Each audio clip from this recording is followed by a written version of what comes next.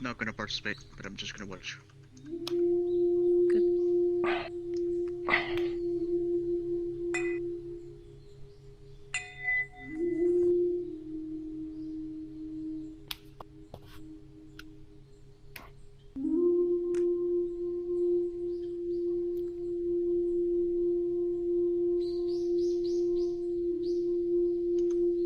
Is it okay if I stand here, Zenke, or you want me to take seat? Well, I mean, that's fine if you just Yeah, maybe mute yourself to just make gonna sure we're watch. not. Yeah, all right. Julia, if you want to join me up in front for the. Well, actually, that's all right, guy, for the aspiration. Yeah.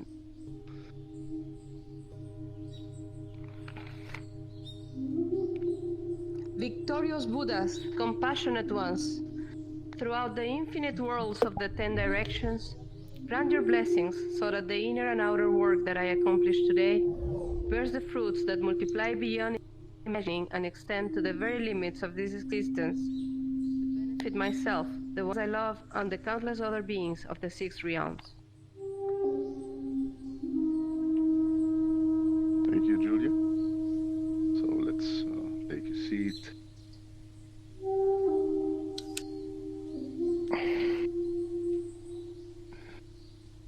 All right. Nice to see you all.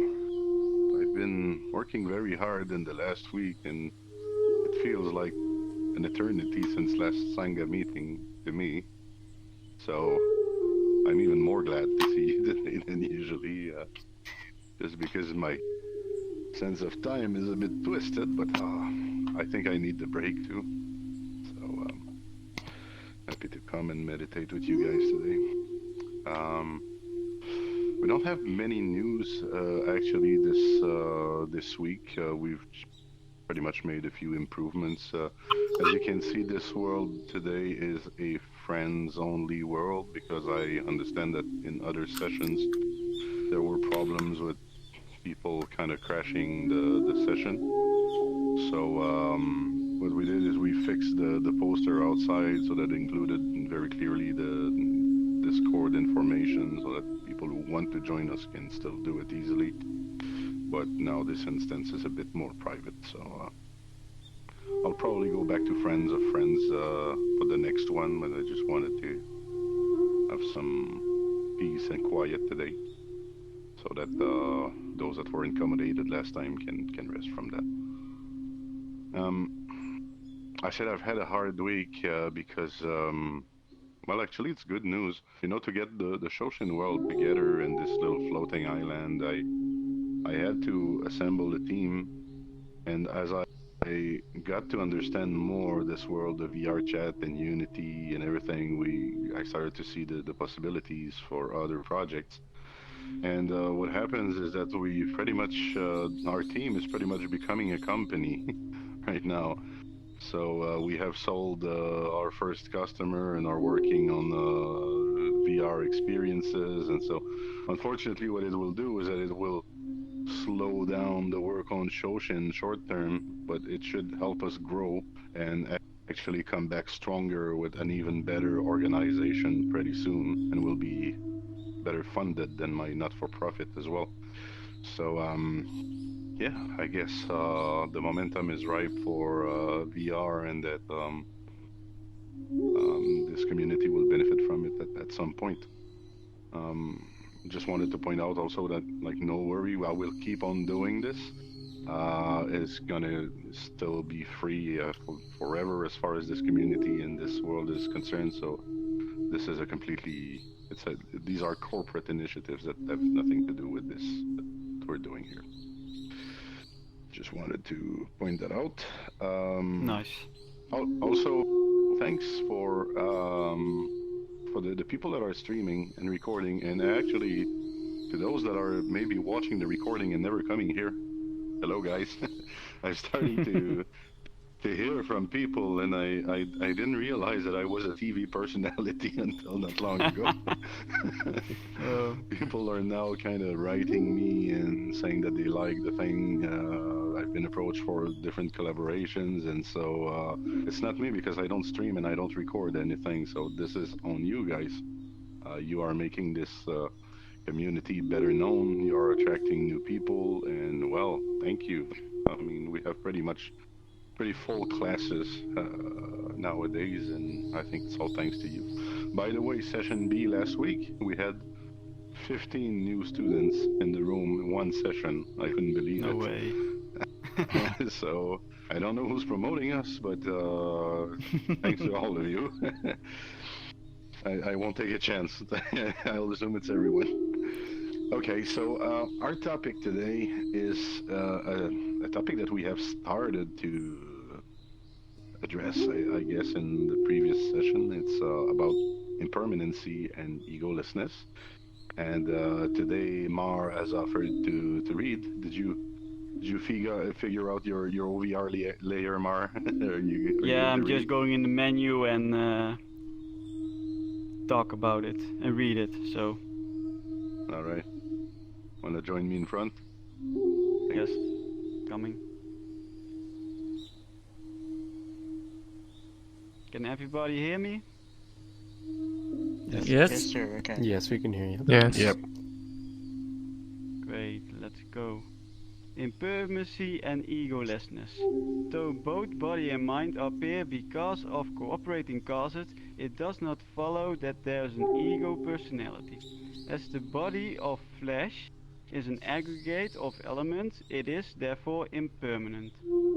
If the body were an ego personality, it could do this and that it would determine, and that as it would determine, a king has the power to praise or punish as he wishes, but he becomes ill despite his intents or desire. He comes to old age unwillingly, and his fortune and his wishes often have little to do with each other. Neither is the mind Neither is the mind the ego personality. The human mind is an aggregate of causes and conditions. It is in constant change. If the mind were an ego personality, it could do this and that as it would determine, but the mind often flies from what it knows is right and chases after evil reluctantly. Still, nothing seems to happen exactly as the ego desires. If one asks whether the body is constant or impermanent, he will be obliged to answer impermanent. If he is asked whether impermanent existence is happiness or suffering, he will generally have to answer suffering. If a person believes that an impermanent thing, so changeable and filled with suffering, is the ego personality, it is a serious mistake. The human mind is also impermanent and suffering. It has nothing that can be called an ego personality. Our true body and mind, which make up an individual life, and the external world surrounding it, are far apart from both the conception of me and mine. It is simple the mind clouded over by impure desires and impervious to wisdom that obstinately persist in thinking of me and mine. Since both the body and its surroundings are originated by cooperating causes and conditions, they are continually changing and never can come to an end. The human mind, in its never-ending changes, is like the flowing of water. It's like the flowing of water of a river or the burning flame of a candle. Like an ape, it is forever jumping about, not ceasing for even a moment. A wise man, and seeing and hearing such, should break away from any attachment to body or mind, if he is ever to attain enlightenment. There are 5 things which one is able to accomplish in this world. First, to cease growing old when he is growing old. second, to cease being sick, third, to cease dying, fourth, to deny extinction when there is extinction, fifth, to deny exhaustion. Ordinary people in the world sooner or later run into these facts, and most people suffer consequently. But those who have heard the Buddha's teaching do not suffer because they understand that these are unavoidable. There are four truths in this world. First, all living beings rise from ignorance. Second, all objects of desire are impermanent, uncertain and suffering. Third, all existing things are also impermanent, uncertain and suffering. Fourth, there is nothing that can be called an ego, and there is no such thing as mine in all the world. These truths that everything is impermanent and passing and egoless have no connection with the fact of Buddha's appearing or not appearing in this world. These truths are certain. Buddha knows this and therefore preaches the Dharma to all people. Thank you very much, Mar.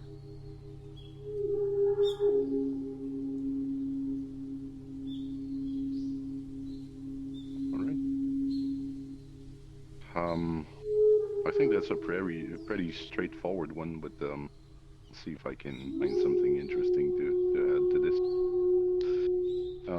The first part of today's lecture talks about the fact that our body is ever transforming and that it eventually dies and decays.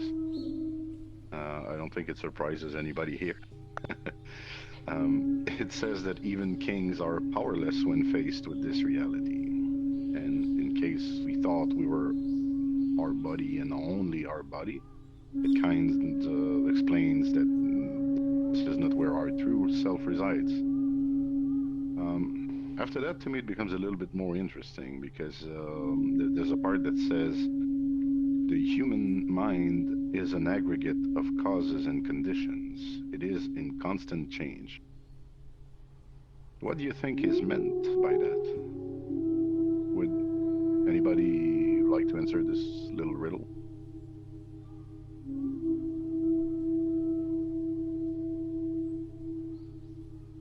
No? All right. So, what is meant is that our minds are not solid. They change according to our perceptions, to our knowledge, to our emotions. Our state of mind is usually the product of our inner and outer lives kind of mixing together. In fact, there are many moments of our lives where we feel that the mind does as it pleases. Good examples would be anxiety, insomnia, depression, even daydreaming. But really any random thought pattern that occurs to us and sometimes can frustrate us. So how do you explain, if it's you doing the thinking, how would you explain that it also frustrates you? Nonsense, it's logical, right? Since it's always in movement, it's like our mind as a mind of its own. And Buddhism says that it can't be considered to be our true self either, for that exact reason. So through these two examples, the scripture is trying to demonstrate the absence of self, or the concept of egolessness. But before we can talk about egolessness, shouldn't we first ask ourselves what ego means? And I'm not really talking about like the Freudian ego and the structure of our mind there, but like the very common word ego as it's used every day. So to avoid misleading anybody, I did a quick search and found that the Merriam-Webster dictionary defines ego as the self, especially as contrasted with another self or the world. So that seems fitting for this discussion. In other words, the ego is basically when you feel like you are something else, something separate from others, something that is not completely integrated with the whole, and you give a name to that. Like you feel that a table as a self, that's why you gave it the name table. And you fit that the statue in the back also has a silhouette in itself, and you gave it the name Buddha or the name statue. So it's an interesting definition to find in the Merriam-Webster, isn't it? Would I dare to say that it is even pretty Buddhist? um, Maybe the best way to understand Buddhism's idea of ego would be to contrast it with the Christian idea of soul. So, some Christians believe that there is something, a subtle divine entity that inhabits and animates all of us. It kind of lives in our body and kind of goes a bit beyond, and it creates an aura. I think that's how they would usually speak about it. And this soul is eternal. It doesn't grow old, never gets sick, cannot die. Um, it apparently can leave your body, come back to it, and even possess another body if it becomes confused or evil or I don't know. So it's like it's a real kind of separate thing from my body, right? It seems to have a way of locomotion. It seems to have an existence beyond who I am in Christian conception. And after death, even more interesting is that the soul can be sent to hell to experience excruciating pain, or to heaven to lead a blissful existence. So there seems to be this idea in Christianity that the soul is like the real me, the deep me, as in my memories, my personality, and what I represent on this earth, like my behaviors on this earth as well, would kind of follow me on the other side. And then I would get punished or rewarded according to this archetype that I'm bringing on the other side. So, I mean, this is probably not how all Christians understand this. I think there are layers to unpack and other ways to understand that, but it seems to be a fairly common conception of the soul. So let's pretend it's exactly that for one moment. Now, in Buddhism, things take a different turn. The ego is just a trick that we are playing on ourselves. It is who we take ourselves to be as we look at the objects around us. So it's like, okay, this is the statue, and this is the table, and this is you, so that thing moving here must be me. Right? According to Western psychology, this is documented by science. Uh, it's a deception that begins fairly early in life, too. Like an infant, when he gets out of the womb, first of all, he was fused with another being, so he was not disconnected from another being. And now he gets out of the womb, and for a while, he doesn't quite know that he's something else. His eyes are closed, and, you know, maybe the temperature feels different, but he doesn't still yet know. It's when he starts crying, and that gets him some milk. When he starts pushing something and it falls on the floor and somebody comes running to pick it up, that he kind of realizes that he has power over the world and that the world reacts to him and that he can also react to the world. So this is how our separateness is born. As far as scientists can tell, before this psychological process goes on, we don't feel separated from the universe at all. So in a way, we bring ignorance and fear onto ourselves very, very early on. And this feeling of competing. But according to Buddhism, none of this experience, me, my mother, the objects that I throw around, is real. And all of it is pretty much just an elaborate VR experience that is playing in my head. So if I was to look at a VR experience with a magnifying glass, all I would see would be pixels. And individually, a pixel is not very significant.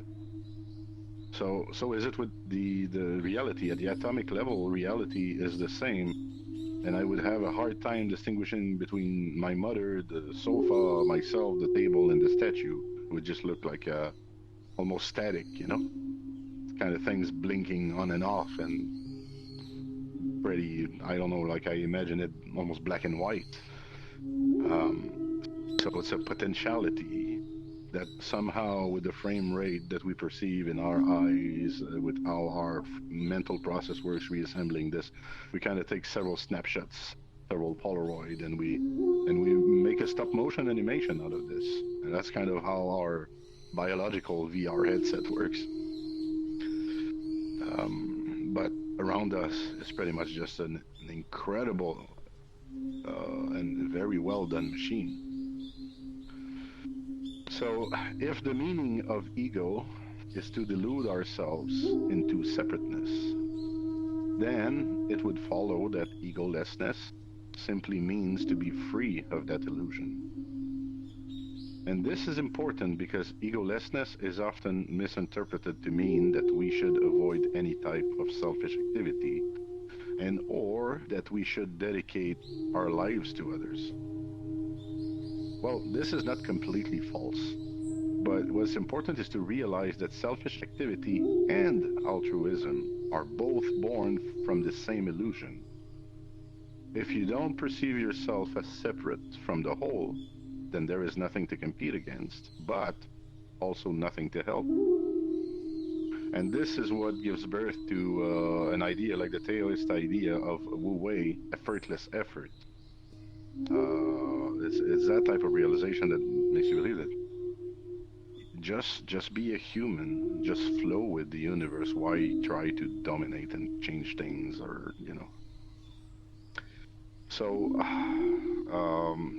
that's about it, I guess, for egolessness. And it was not the only topic today. There were quite a few words about impermanence. And on this, I'd like to ask simply, do you all see that everything in this world is impermanent? Could anyone name something that they say this is permanent? I'm sure. Yes, Flora? A lot of people would consider data to be something permanent, like this world we have here.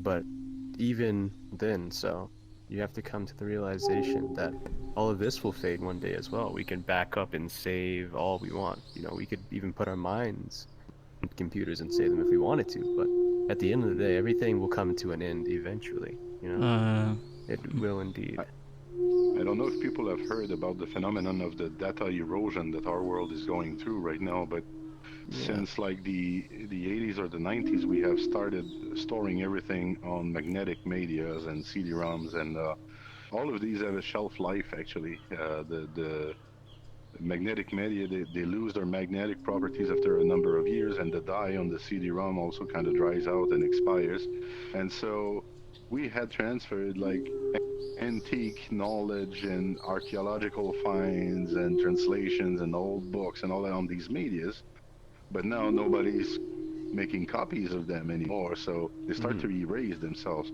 So we are under this illusion that we are creating so much more information than before and that so much more is available, while in fact the patrimony of humanity as far as our history is concerned is eroding right now. Well, So And yeah, people say that by the time, you know, humanity is pretty much gone and done, it'll all be gone in the first place, you know. So as usual, it all returns to nothing. It all returns.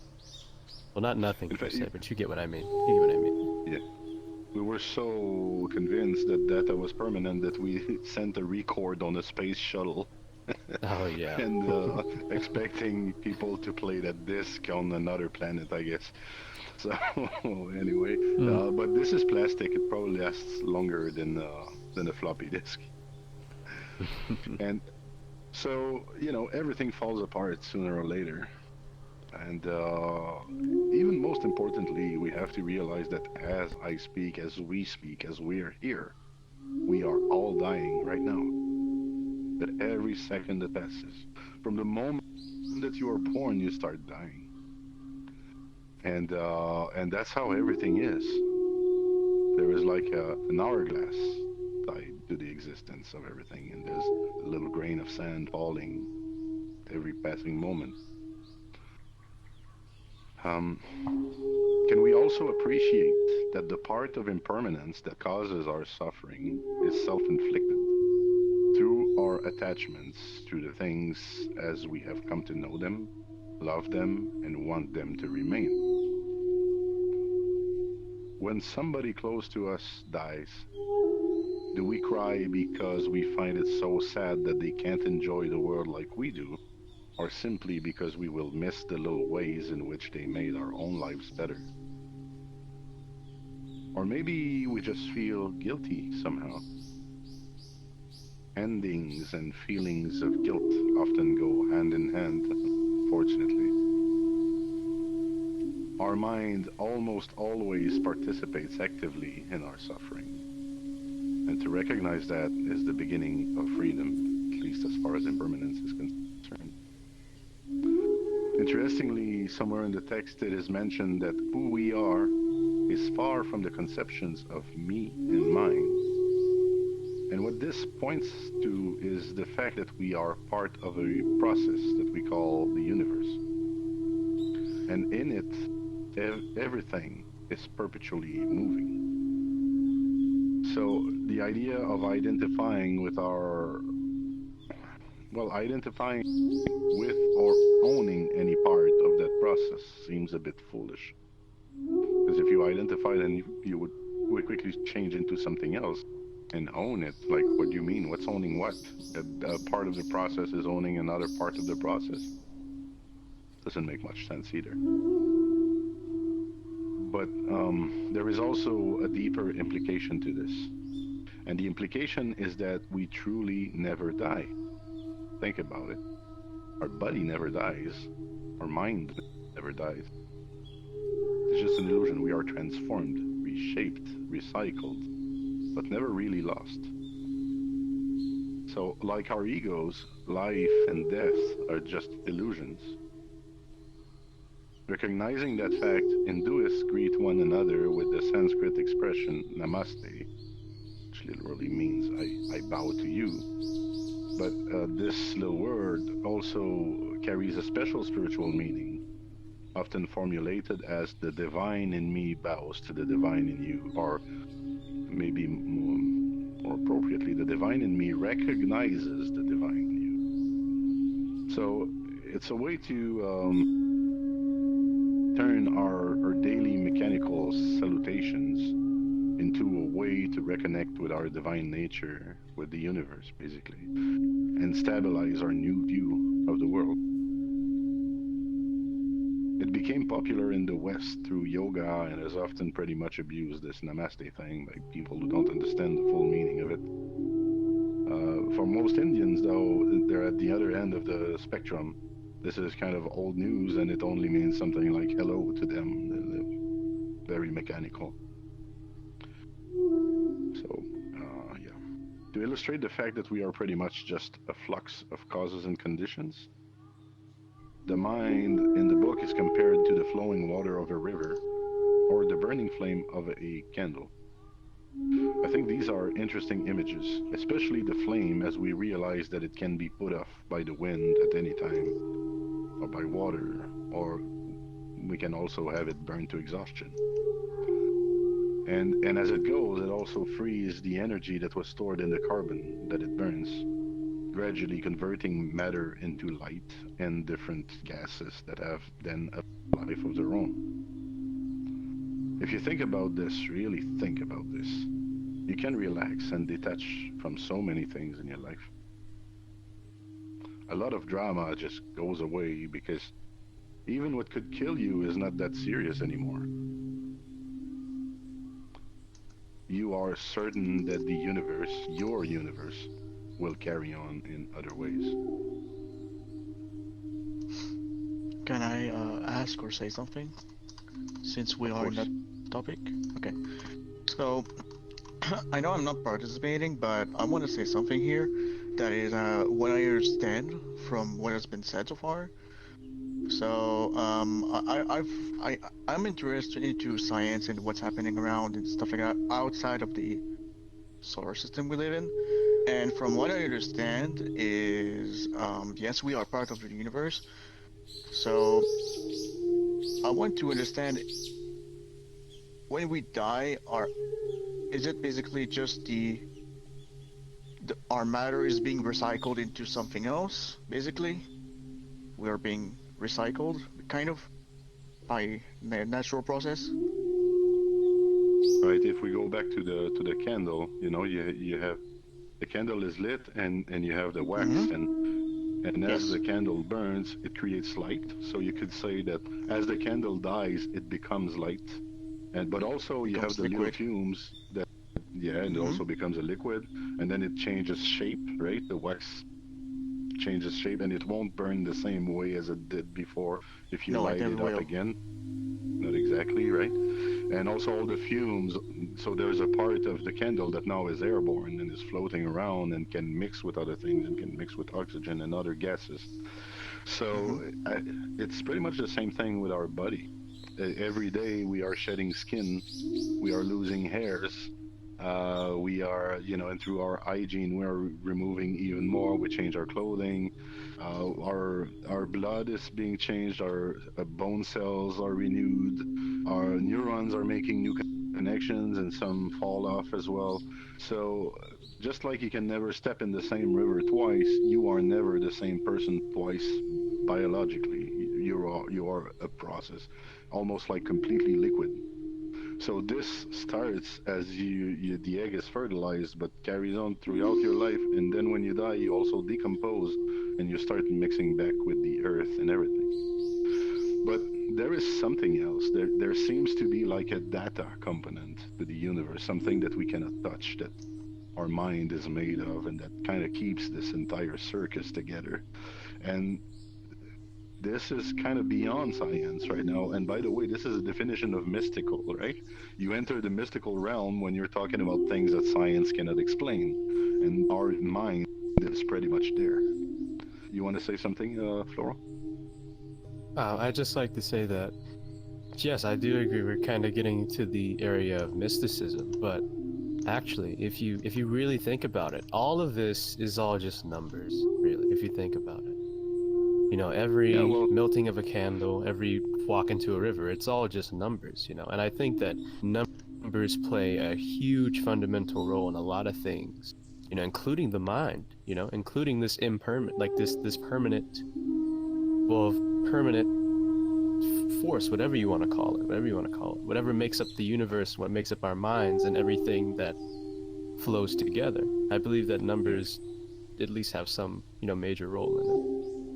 right. So, Don, just to close the point I was making, if you're still there, I can't see you anymore. I'm still there. Is Yeah. it? Sorry. Okay, okay.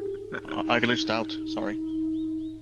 No Yep. problem. So as your body gets recycled, basically what I was Mm-hmm. about to say is that this subtle stuff that is your mind or the numbers or the data, but this thing that is keeping the universe together also kind of keeps on doing its job. I don't know if it dissolves, if it moves, if it does nothing, but this consciousness that seems to permeate so many things in our universe also gets a new purpose. And it has little to do with your personality, your likes and dislikes, and the Mm-hmm. things that you need to construct to live a life as a human being. These things become memories in the head of other people and photographs, and so they have a life of their own. But this consciousness is pretty much ever present. So when we're talking about our own dissolution, that's where we're at. All And right. Floral, about your intervention, it's funny because this morning I was sharing a quote from Einstein, and I don't remember it exactly by heart, but he wrote something like, um, mathematics is kind of the poetry of the universe. That's how you Math. can explain The beautifully. quote. The quote that actually he's referring to is mathematics is the language in which God created the universe. That's what it is. All right, thank you, Don. No props. Um, so the one I was referring to was actually about the poetry, but Einstein said a lot of stuff, so I know this quote as well. Mm-hmm. um, Ah, all okay. right, so obviously everybody grows old, becomes sick, and eventually dies. Although our society is somewhat uncomfortable with this and attempts to hide that. Like we hide our old age with cosmetics that promise eternal youth, and we put pretty much sick people and dying people in special houses where we don't have to look at them because it reminds us of our fragility. So it's better if they're kind of hidden somewhere. And we don't want to be reminded of our impermanence because, as the book was saying, impermanence can be painful if you are not prepared, if you never think about death, if you never think about these things, it can make you realize how significant you truly are.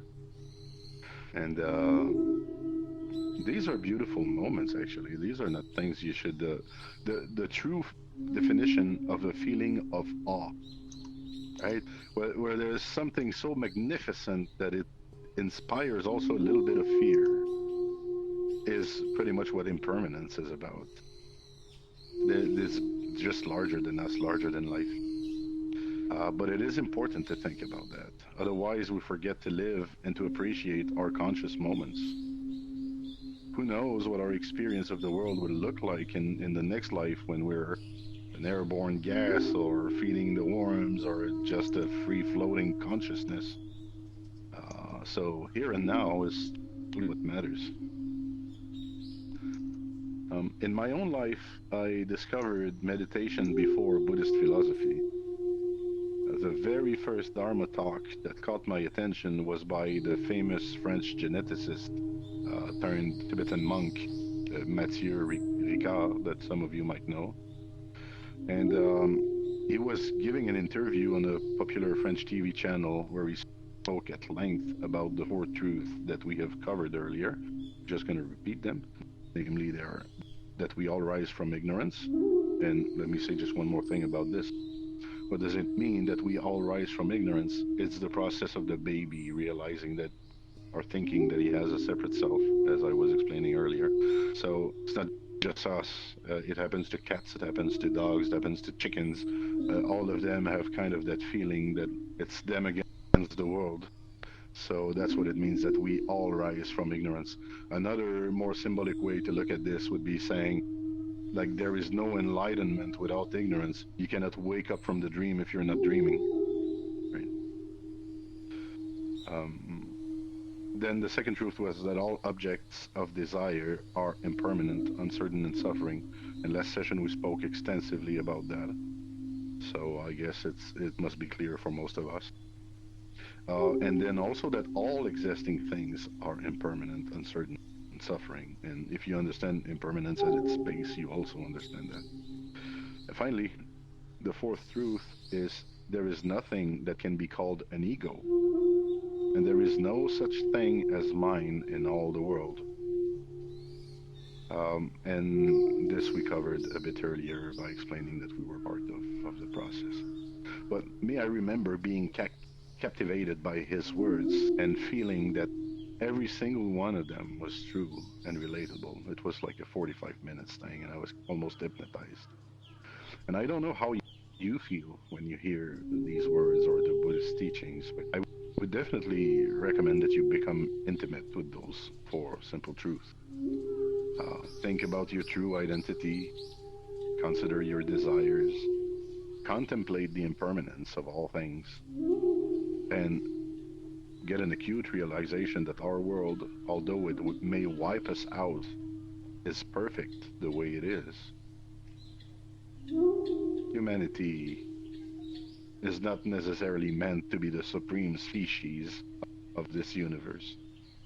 So we have something to contribute to this in big plan, and we probably don't even know what it is. So let's not act as if we're all that important. Let's just get busy being human. And the today's lecture closed on a little surprise by telling us that even though everything is impermanent and moving, it doesn't affect whether or not the Buddha will appear in our world. And the reason for this is that, as we have been uh, taught before, Buddha field, Buddha nature is always present. In fact, our true self is always there. Our peace inside is always there. We find it every time we go in meditation, or most of the time when we go in meditation. So it's there. It's just that our ability to see it is pretty variable. We get stressed, we get this, we lose our concentration, we lose our peace. And so Buddha will appear in the world whenever you are in a state that allows you to find your peace. That's why it's not really bound by impermanency. And I guess that's pretty much it for today. Any other commentaries or questions? Is my mic working? Yes, it is. It is. Do you have another Great. question? Yeah. I suppose thinking about the impermanence, there's kind of two ways I can think about looking at it. There's like the optimistic side that's like, well, I'm not here long, so what can I contribute? And then there's the pessimistic kind of depressed side that's like, well, nothing really matters anyway. I'm just not sure how to write that, you know. This is delicate. I remember a quote from the Dalai Lama. There was an old man that came to him. He was, let's say, an 80 years old man, and he said to the Dalai Lama, "I've been away from Buddhism all of my life, but I'm just discovering the teachings. And what should I do?" And the Dalai Lama kind of advised. He said, "Oh, look, you're 80 years old. Just do not bother with that. Just live your life and try to be happy." And he said, "There are so many teachings that you cannot learn them all, and it takes even more time through practice." And the old guy was an Asian, and he kind of just believed in reincarnation because they all believed in his culture. They all believed in it. And so he said, "Oh, but," he said, "next life I'm gonna have a young body and a lot of time. Do you think it would be better for me?" And the Dalai Lama said, "Yes, yes, of course you will get a lot of time to practice and a lot of time to study in the next life. So save it for there." And what happened is that the old man walked away from the Dalai Lama, and the next day he killed himself. Kind of What? shocking, isn't it? Yeah. Yeah, kind of unexpected. And the Am I Dalai allowed to? Lama, Plot yeah, twist. sure. Am I allowed to give two quotes at the end of the session? Since I actually am, remember two quotes from a specific game, but I feel like those two, they really start to make you think about reality and try to redefine it, kind of. Mhm. Would you like to have a Yeah. seat meanwhile, Don, and I'll circle back to you as soon as I'm done? Sure, there. Thanks. I have also a question. Uh, yeah, just to finish the Dalai Lama story, he then commented that this had been a big teaching for him, like to be careful about those these impermanent and reincarnation ideas, because if you understand that wrong, it can lead to consequences like that. And he said that he felt guilty for a number of years because his advice had ended the life of this person.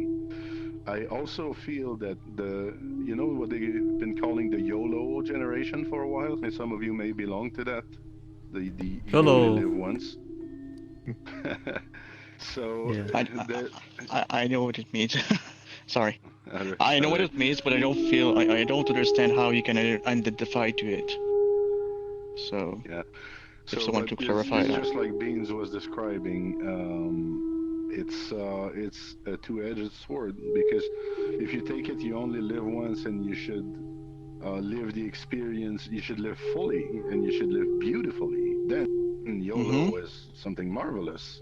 It's almost a Buddhist teaching. But if you say, okay, I'm only gonna live once, so I don't care how long. Let me try all of the drugs and drink all of the beers and sleep with all of the men and the women that I feel like. Then you may be dead before you're even mature. And an illustration of sorry, but of that stupidity have been so many of the online challenges that we've seen where people were kind of eating soap or almost killing themselves in all kinds of feats. So this is also a very direct consequence of not understanding impermanence properly. So again, I like this idea in Zen that our bliss kind of lies in being. And they say that to be, be is even too much. Try just to be with only a B. make it as simple as possible the way you exist, and do that with the consciousness that you are going to that you're going to die, that you are impermanent and in harmony with everything, and you should have quite an admirable existence. Uh, Xalgo, you wanted to say something too? Yeah, I wanted to ask actually about You're a the. bit far. I don't know if your volume is up, Oh, but okay, is it better now? Or a bit A better, little yes. bit better, yeah. Okay, so the question about like I also believe there is no me that exists actually. It's just perceiving like a stream or something. And what I want to know is if the what is actually perceiving. That's what I want to know. And why are we like experiencing a human experience and not something else, or jumping around? So the stream or the river like consciousness that we are in, is the question is who is perceiving. That's my question. And why are we perceiving what we are perceiving? Why? I don't know. So I'll start with this. That's the easy part of the answer.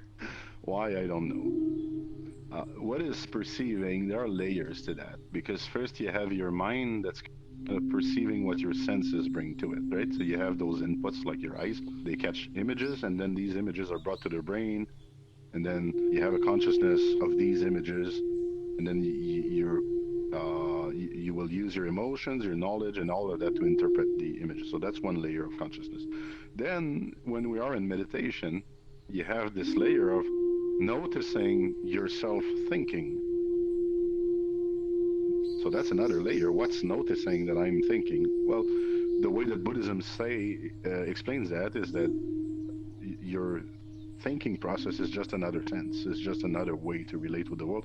It's not a direct input, but it's something that you can sense. And then there comes another layer where you're asking yourself, what's noticing the thought? And that's where you start to be screwed a little bit because you kind of run out of justification for that.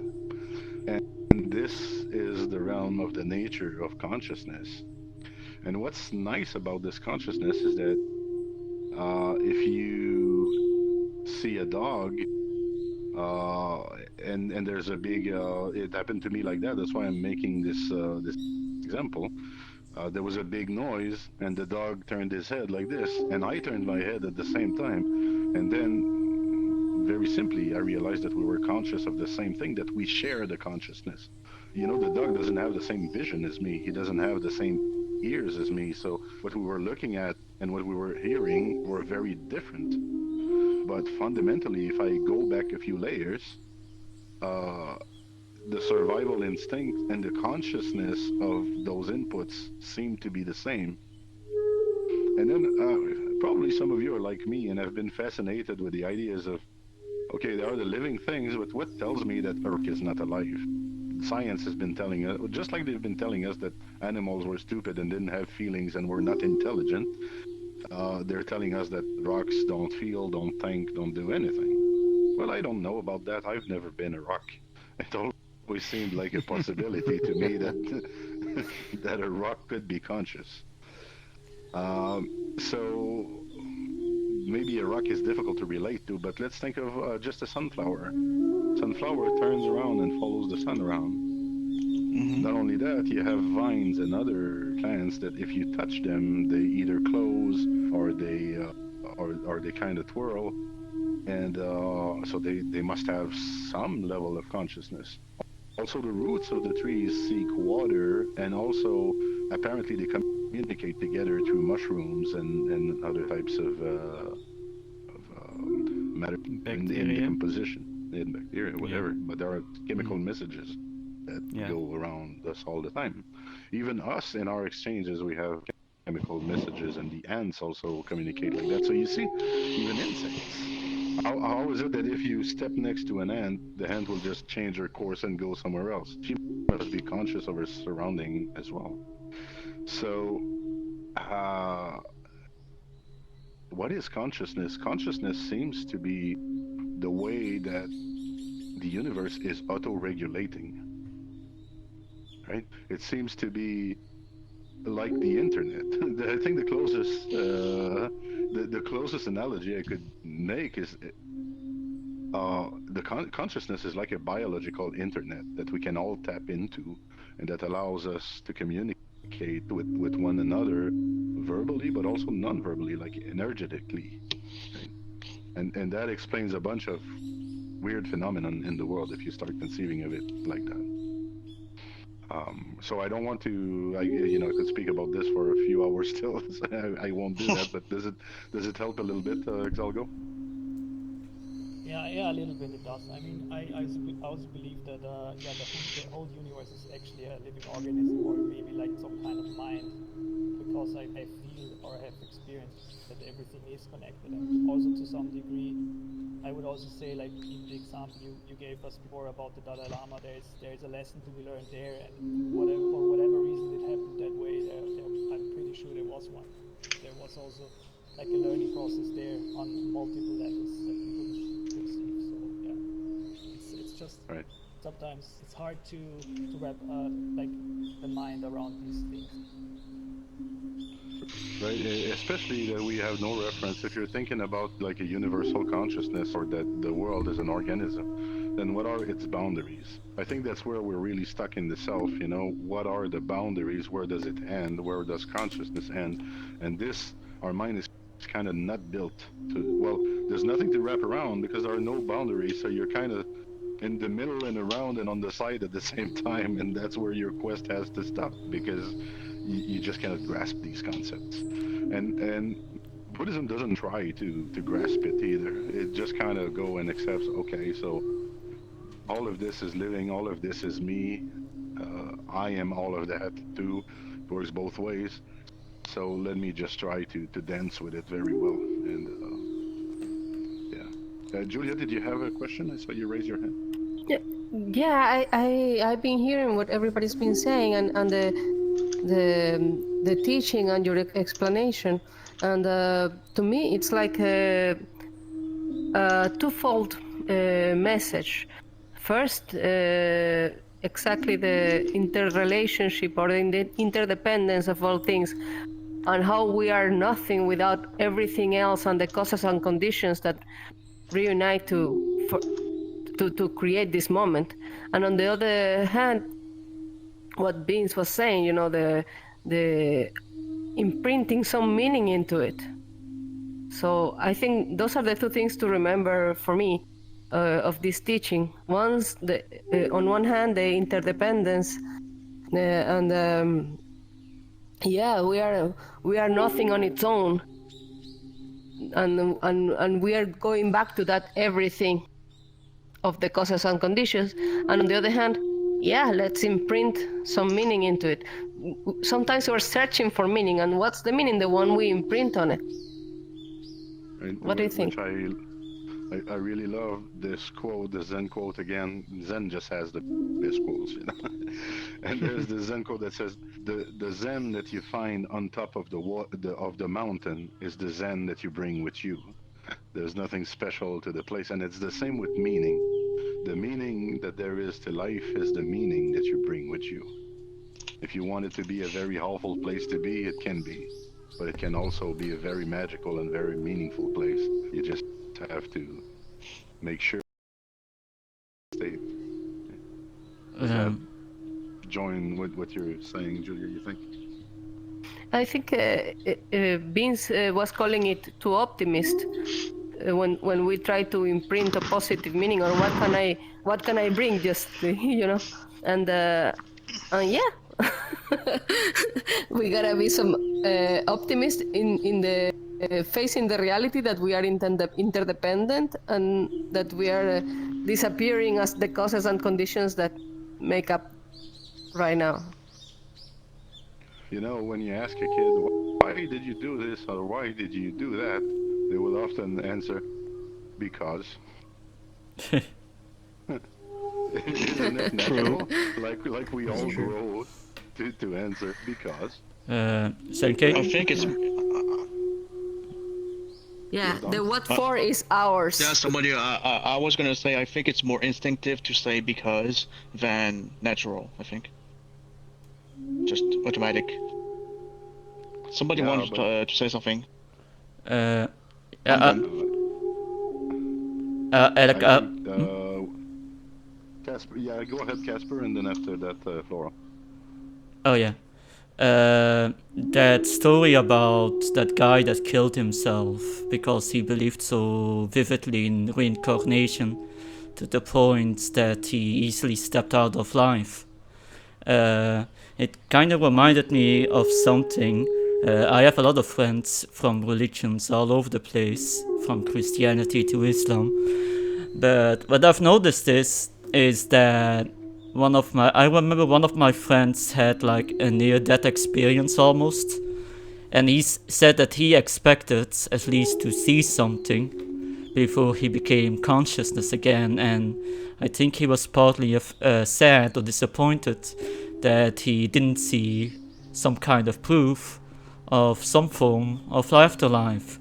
And I was like, two things came to mind. First of all, there are things that we tend to forget the moment we become conscious, like when you dream in a night. I think there was a study that we forget almost the majority of our dreams the moment we wake up, and a couple of hours later, we might already have forgotten what that vivid dream was about. Like, for some reason, it tends to disappear and evaporate. Second, I think just like an afterlife or a possible existence beyond life in itself, I think the concept of fully knowing proof in itself that you just reincarnate or there's an afterlife after this life or another existence might be vividly dangerous because suicide rates would be massively rising, I believe, of people who are just unhappy with the current predicament they're in, and they would just say, you know, next life better, I guess, and whoop, they would jump somewhere else to just go to life number 2. So I think if I would be... Well, I just wanted to piggyback on that, but finish your idea. Hmm. It's interesting. Well, if I would be a being beyond human conception, beyond human understanding, and higher being in the universe, what I would do is make limits to what people can figure out. Because if we would figure out the alls and ins, uh, it's like what I Then they said wouldn't before. play. Yeah, one of the reasons a lot of people, even in religion, we all want to find a reason to be alive, a reason for our existence. But I have a feeling if there would be one reason to exist, only a handful of people alive or things that are alive would be actually happy with that, while everyone else would suffer. So in a way, the best thing would be that there is not one specific reason, actually no reason, and you just make it yourself instead. That would be ultimate freedom. A cousin of mine. Well, that's the because part of it, right? That's kind of what. And Oh. he's gone. Oh no! I made him crash. My talk made him crash. I did it. Oh, no. My mind changed the perspective of reality. I made Sergey crash. Now He'll I'll be back soon, probably. now I'll take his place. Now I am Do the we new still have Sergey. Julia? No, She's coming doesn't. back. No, he crashed again. Oh, I crashed. maybe their internet went down. That's, it's okay. Also, Okay. Zenke also crashed. Hey, Julia. Am I live? Yes, Yes, Senkai yes. also crashed. I think I changed It- reality of things by just focusing hard enough. Yes, I do remember you, but can you please take your mic mute when Senpai is talking? Because if Sure. we want to ask question when he talking, we can raise our hand or do like sign language that we do want to talk. But while he's talking, I'm I not. would. I'm not in VR right now. But You sure, can I still will mute turn off your myself mic while if you're not in VR. Good job. And you can still. I know talk that's what I'm doing. Well, nobody told me that it was disturbing, so. Oh yeah, but it's okay. It's okay. Well, Don't worry about that's it, why I dude. can Just tell you. think about it next time. Okay, sorry. Just No, it's okay. Got it. It's okay, just telling you because we're supposed to know. Ah, okay, okay. It's supposed to be a thing to know when we come here. Yeah. If you're not in in VR mode or something, you should just like jump up and down or do something just to know that you have something to say. There's Like stand actually up. an emote that can stand for the hand raising. It is, I can show Oh you what yeah, yeah. emote is that. Yeah. So just when you want to raise your hand, you can do the emote of the hand like this. And Senpai will see that you have a question. Welcome back, Senkei. I think I Okay. made you Hello. crash. Welcome back. I changed reality of Sorry, things. that was an ugly crash. I had to recalibrate my VR. Yikes. It was All right. impermanent. Yeah, Yeah, I became impermanent all of a sudden. I like that. yeah. Just goes to show, huh? Our combined mind changed reality and made So, Senkei yeah, I disappear. was saying that Mhm. because is probably sufficient meaning, but Casper brought up a point that I thought was very interesting, and it's about our sense of responsibility. Think about this.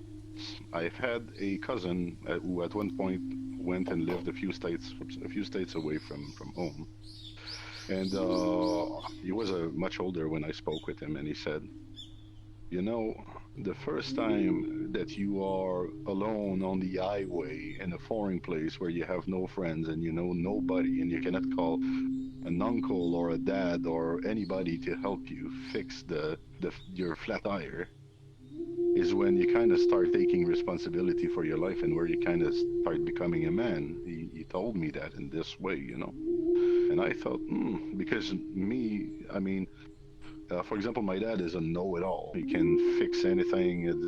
These were other years. I am not that knowledgeable. Like, I could not build a house from scratch. I have some knowledge, but my father can do pretty much anything. So when I had that discussion with this guy, I kind of realized that, oh yeah, sometimes I do call my dad or my uncle or people to ask for advices or to ask for help or to ask for a lift or to ask for repair or whatever, and that I was not like fully autonomous in that respect. But there's another layer to this. Actually, this led me years later to ask my father. I said, hey Dad, do you think you can ever be a full grown adult before your parents died? And what surprised me is that my father did not hesitate even half a second. He said, absolutely not. You cannot be an adult while your parents are still alive. And it was kind of confirming my own thought process because as long as you have like a family structure that you can depend on, when will you really take responsibility for this? Probably as late as possible, right? Well, now there's another layer to that. Let's say you have no family. Maybe you rely on God, right? Maybe this is not it's not random that we call it God the father figure. He's there and he's checking up on me. And what do people do when they don't know who to ask anymore? When they're desperate and they want protection, they want help, who do they ask? Even for money, God. So there is this thing about religion and the next life and the beliefs that it really like it's like a crutch. It's something that supports you through tough time. But it's also something that prevents you from becoming fully mature and fully human. So it's important when you have beliefs such as reincarnation or resurrection or paradise or hell or anything of that nature. It's important to realize that you are kind of deluding yourself into not taking your responsibilities completely. It is difficult to not have any other way and to be dealing with the stuff yourself, right? It is. So what we should do in that case is learn to deal with the pain, learn to deal with the emotion, and learn to deal with the transiency of whatever is affecting us. But what we do instead is we run under the dress of our mother or we sit on the lap of our fathers, right? So there is all this, that this is like a defense mechanism against impermanence, I guess, or our own helplessness. And yeah, Floral, I think you wanted to say something after Gasser. Yes, going back to what we were talking about previously, as you were talking about the story about the man who killed himself because he believed in reincarnation. I think that a lot of the time we like to associate things with, good and evil, negative and positive. But I feel as if that itself is just another separation, another separation of entities, another separation of us from the whole. And I think it's really important that we understand that there is no such thing as good or evil per se. There really isn't, And if I can remember the point I had earlier, give me 1 second. Well, so far so good. I would agree with what you said. It slipped from my mind for a second. But as I think Julia pointed out, she was talking about how fuck, it slipped from my mind that easily. That's a prohibited world in the temple, Floral. Oh, I'm sorry. I'm so sorry. I'm so sorry. Go wash your mouth with soap. I will. But go back to what I was saying. I just think that we need to understand that everything has a cause and effect. Everything affects something else, I go around and I call people bad things, and that causes other people to stand up for somebody else. My negative thing caused a good thing. And maybe that person made friends with that person. Maybe and it goes on, right? It all flows into, everything being a part of everything else, and everything being a part of the whole. But we just have to separate ourselves from the idea of, oh, this is bad. Oh, this is something I don't want to do, or oh, this is something that I want to do. It all just is, as you were talking about it, because it all just is, and we really have to separate ourselves from that idea. So if you can find a way to live happily with this notion of just because, or instead of what you asked why earlier, and then I always like to ask why not. So if you can live with because and why not happily, you have it all figured out. You'll be good, right? Mm-hmm. There's nothing else to. We have to accept at one point that our little human minds, our little human brains, to be more precise, have limits, and that instead of trying to make sense of everything, we should just maybe cooperate with it. So yeah, Don, I told you could tell us your quotes. Do you remember them? And then we're gonna switch to meditation. Yep. There's actually 3 of them. First one is from Bertrand Russell, which says science may set limits to knowledge, but should not set limits to imagination. The second one is by Galileo Galilei. He says, by denying scientific principles, one may maintain any paradox. And the third one is by Theodore. Wait. Well, I don't know who actually wrote it, but it says, science never solves one problem without creating 10 more. Right. So these are the quotes. It's a bit like what Floral was commenting there, that whatever we do has causes. And I think also beyond understanding that there is no good and evil, it's important not to try and play God with these causes and conditions, because we never can kind of fully understand them. So in a way, if you're trying to save humanity, you could create just as much evil as if you were trying to do the contrary. You just don't know. And there are many, many examples of this happening in history. One of them is you're talking about science. Well, science fathered the atomic bomb, just to name that, right? And that's not what they were trying to accomplish at all. Technology is often used for war as a whole. School was invented for war. So, and it does a lot of good. It works both ways. I think when you try to take your little human brain with your little human will and your little human intent, and you start to apply that to things that are larger than you, things go awry often. Mm-hmm. So yeah. But thank you so much for the quotes, No problems. Don. I Which wanted makes also to. I'm finished. Go ahead. I Okay, am done. okay, thank you, Don.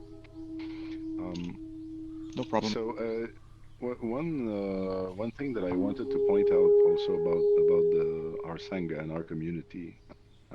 I don't know if you hmm, I don't know if I should bring that up actually, but let's just say that this is a place where we work at restoring our sanity. Um, mm, it is likely. Well, let me circle back to the fact that people sometimes may come here and let's say crash our meditation session or kind of troll us uh, or one of our members also could be having a bad day and having a fit and start insulting people. I mean, I just want us to realize that we are here in kind of the business of helping ourselves, but also helping others. This is like a sanity thing. It's a mental health thing that we're doing here about our emotions, about our mind, about our body. And whenever you walk into a place that deals with that kind of things, sometimes there are people in the lobby throwing objects into walls, and sometimes people are yelling, and sometimes it's conflictive. But I just wanted to point out that to me, it's part of the job. Do I make sense here? Like I feel like I just want to be inclusive, even of somebody that comes here and trolls us. I want them to get a chance to sit with us. Yeah. I mean, if they come 3 times and they're still stuck in their ways, then maybe we give them a little break. But somebody that comes here doesn't know what to expect, is spooked a little bit by the exoticism of it, doesn't know why we sit the way we do, doesn't know what we do with our minds and stuff like that. I mean, I'd like to give them a chance. And Yeah. as a sangha too, I think we need to give one another a chance when we have a bad day. So I'm saying that because there were a few subtle explosions on social media and on Discord. Um, drama happens in these environments. There's a lot of drama in VR chat also. Let us, as a group and as a sangha, be better than that. This just a little message today that I wanted to share with you. Do you all agree with this, or do Yes. you think Yes. we should be stricter? Yes, Okay, sir. all right, yeah. Okay, so it's going to be a well-deserved meditation. Let us let us mute ourselves during that part of the session. I'm going to be doing, I think, a very quiet shamatha today. Let us focus on our breath mostly in the music and just relax. I'm going to start this.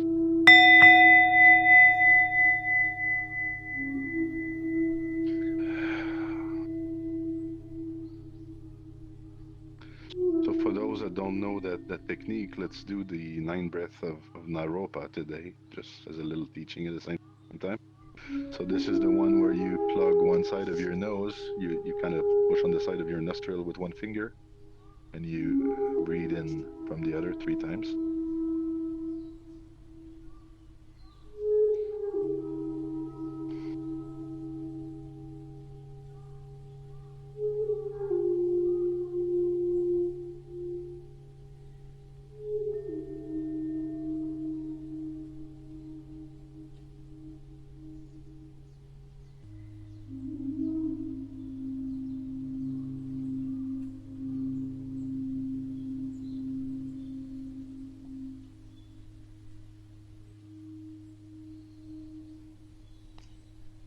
we switch on the other side 3 times again.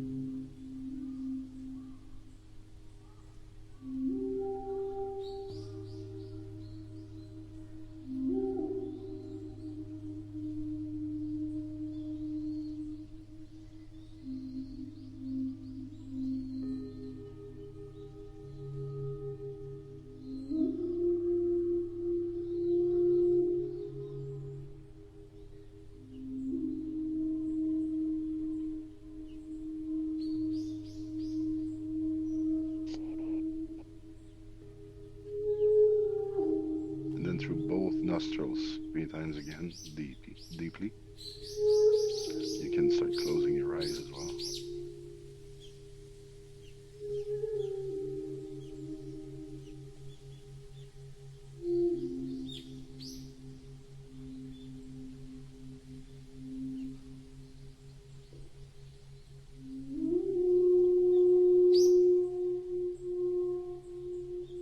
So this is kind of a little trick to force ourselves biologically into relaxation by hyperventilating ourselves just a little bit. It also clears the airways very well. That breathing is natural. And then let us just do a little body scan. Let us relax our head. It's always the important parts, or anywhere you might feel tension, or any part of your body you might be using or stressing a lot. So the eyes are usually solicited a lot. Make sure they are relaxed. Your eyebrows, your eyelids as well. Let them fall naturally.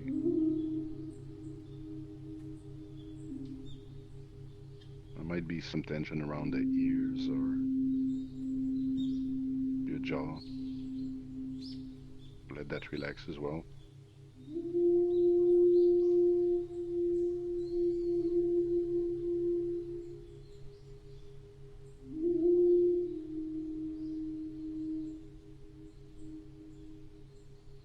And then we can relax our neck and our shoulders,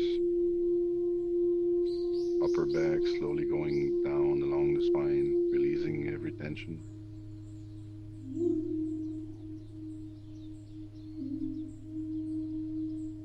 And of course, the front of our body.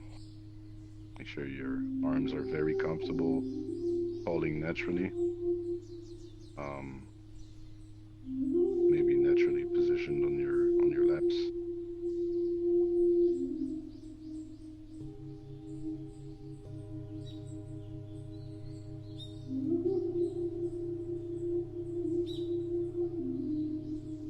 Relax your legs.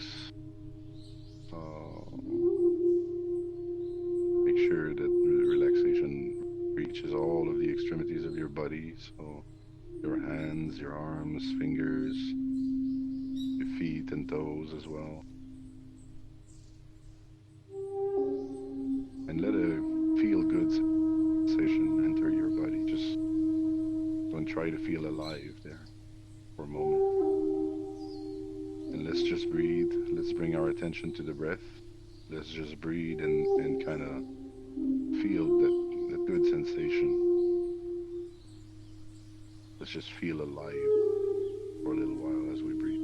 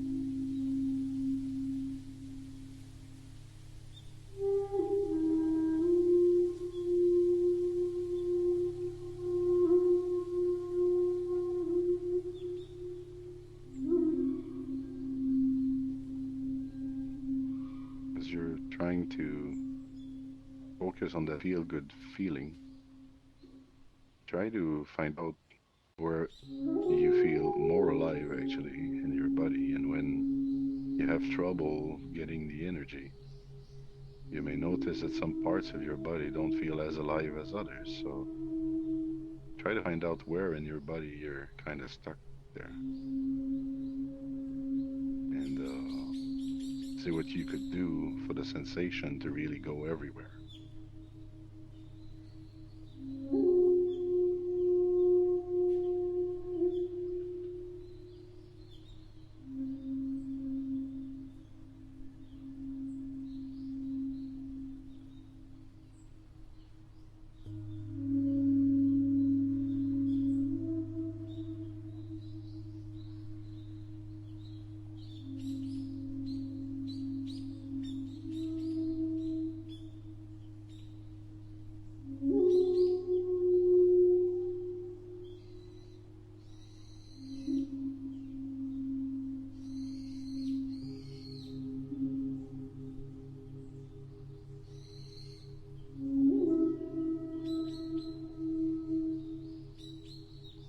Focus on your breath as well.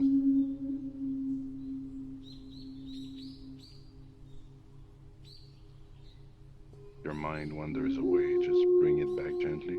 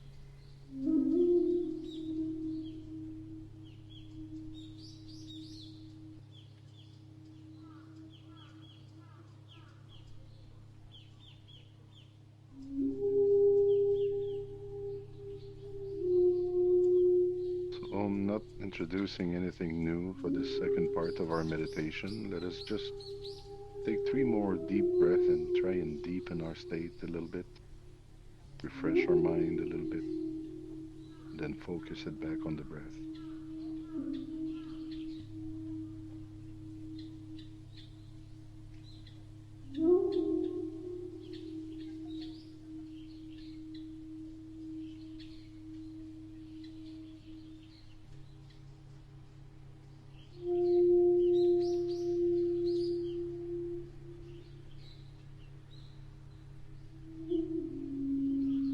If you want to have a little fun, try and imagine what nothing looks like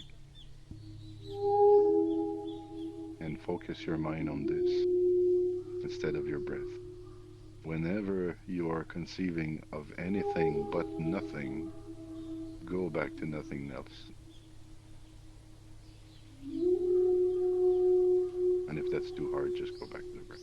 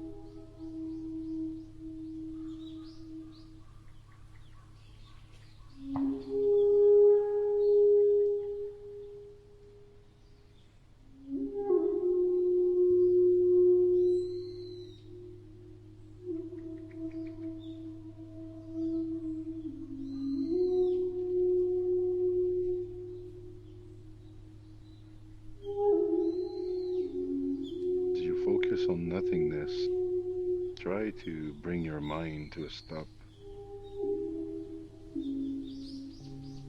Try to see what your mind looks like when it's not moving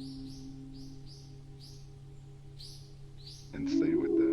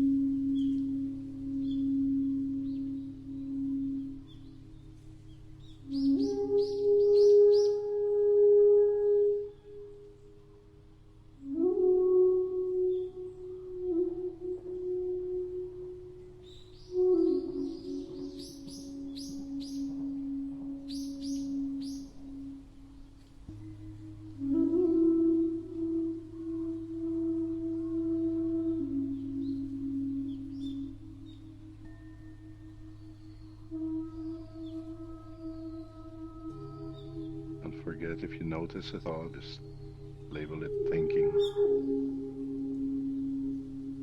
There's an emotion arising, you can label it feeling or stay with it.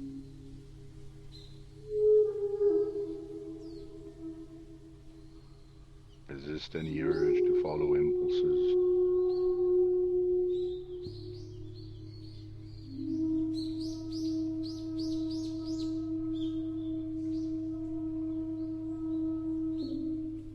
And just breathe deeply, slowly, as if you were slowly falling asleep, but with your mind sharp and focused on nothingness.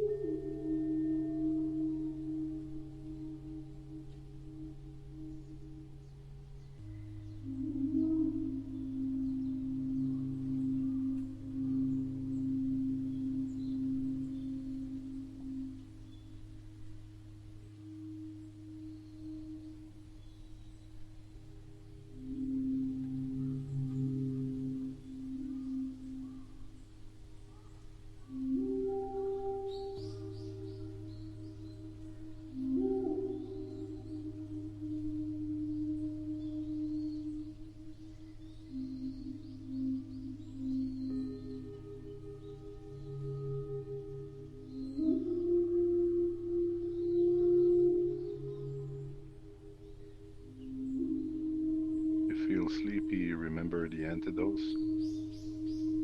You can make your breath shorter and faster for a little while. You can also open your eyes wider, and you can also look up a little bit.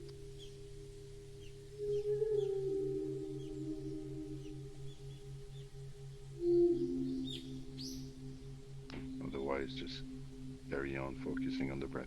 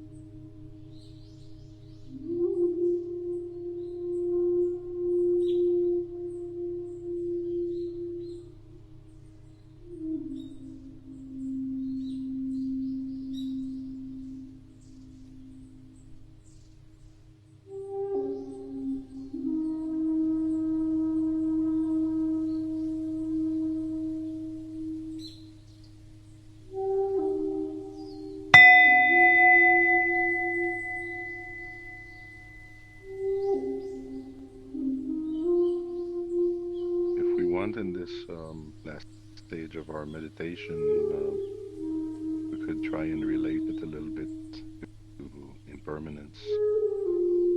Try and remember our loved ones that have passed away. Make them live in our memory. And see how fragile and beautiful a life is.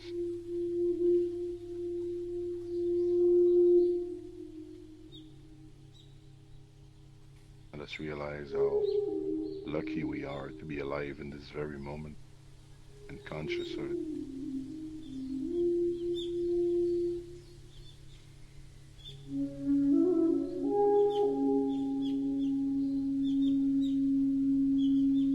If you don't relate to that too much, you could think of a pet that you had that passed away, or just the good things in life in general and how short they are.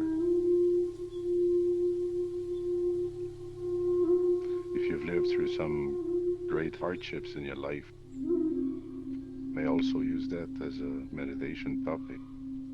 See how most of it just went away. You might still be struggling, but you can use the example of those hardships that you have vanquished to comfort yourself and realize that everything comes to pass.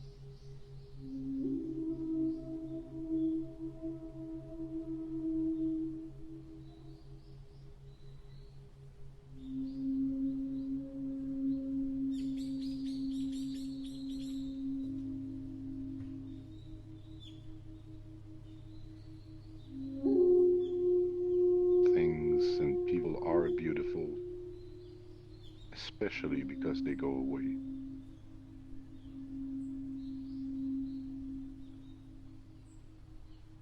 And let's not forget our breath as we do that.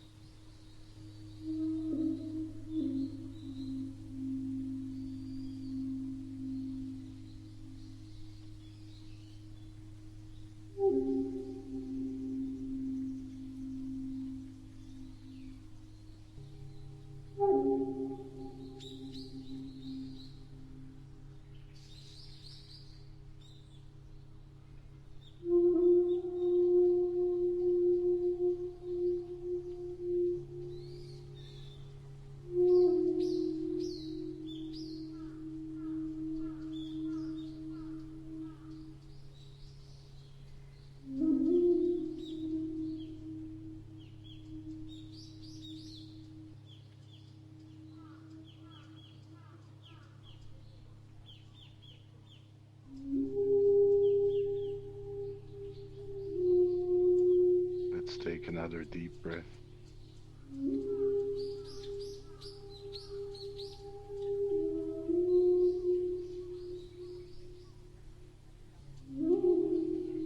And allow yourself to slowly come back in the world. Do not lose your self-awareness. Just become aware of more.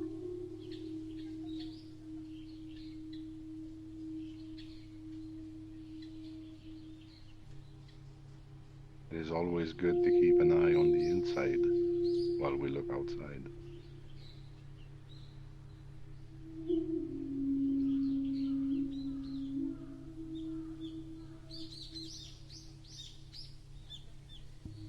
Your eyes are like the windows in your house. And what we tend to do is we raise and when we run to the windows, and sometimes we trip over what's inside the house because we didn't take the time to look. So let us make sure that we're always conscious of what's in the house before we start looking out.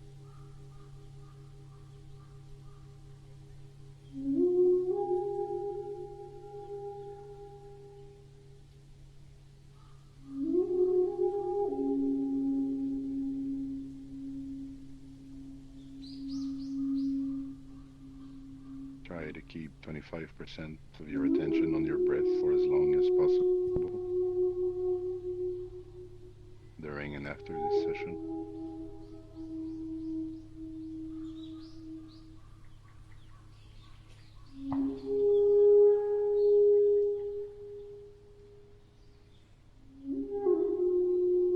And let's just enjoy our relaxed state until the bell.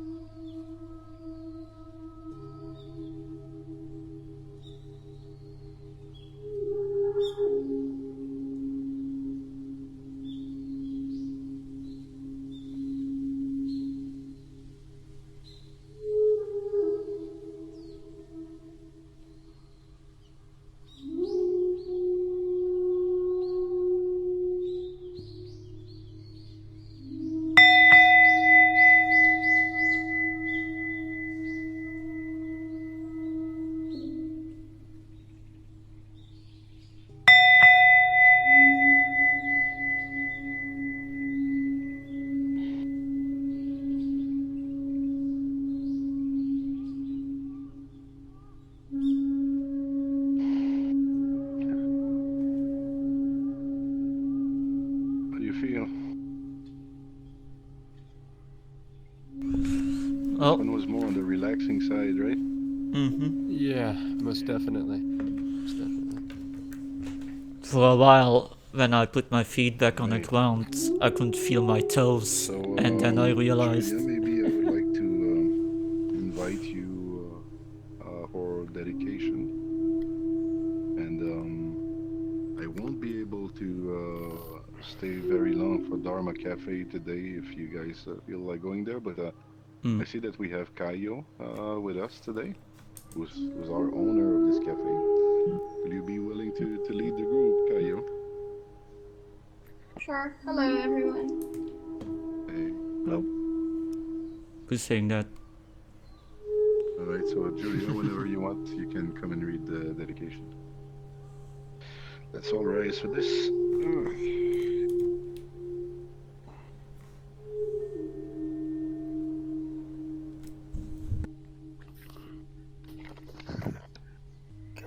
For the benefit of beings without exception, I dedicate without any reticence whatsoever all the merit accrued through virtuous acts to the incomparable expanse of totality. Thank you, Julia. And since we talk about this word today, namaste. Let me bow to Namaste. the divine in you Namaste. guys. And yeah, so I'm just gonna get out and drop a portal, and we can all have in the additional Shoshin world.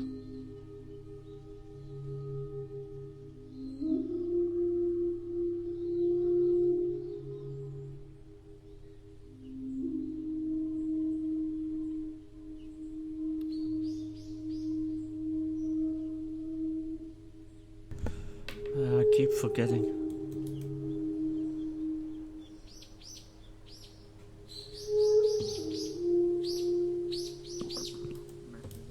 Am I allowed to have a moment with you afterwards? Or you really have to go?